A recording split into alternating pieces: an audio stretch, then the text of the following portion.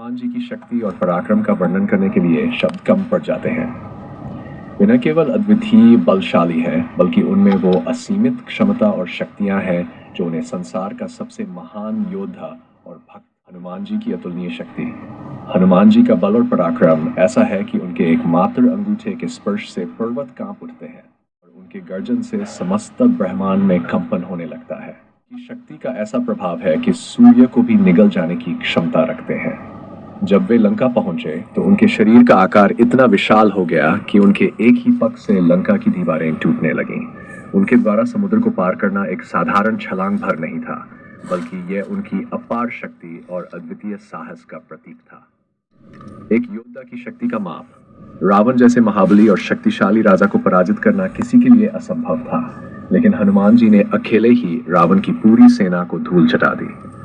उनकी गदा के एक ही प्रहार से राक्षसों के सर कट जाते थे और उनके क्रोध की अग्नि से पूरी लंका जलकर राख हो गई थी।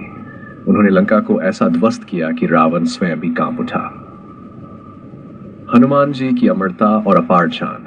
हनुमान जी केवल शारीरिक बलशाली नहीं है, उनके पास दिव्य ज्ञान और योग बल भी है।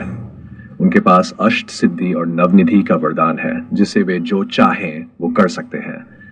उनके ज्ञान की गहराई ऐसी है कि वे एक ही पल में संपूर्ण वेदों और शास्त्रों का सार समझ सकते हैं। उनकी अमरता का आशीर्वाद उन्हें कालातीत बनाता है, जो उन्हें सनातन और अजेय बनाता है। भक्ति की शक्ति। हनुमान जी की भक्ति की शक्ति का कोई मोल नहीं।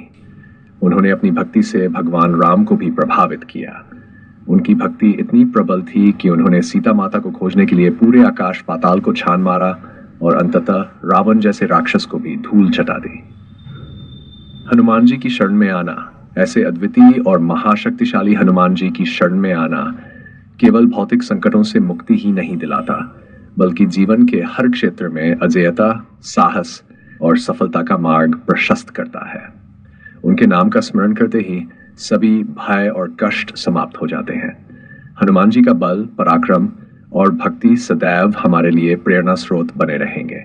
उनकी शक्ति और महिमा का वर्णन किसी भी महाकाव्य से कम नहीं है और उनकी पूजा हमें असाधारण शक्तियों का आशीर्वाद देती है।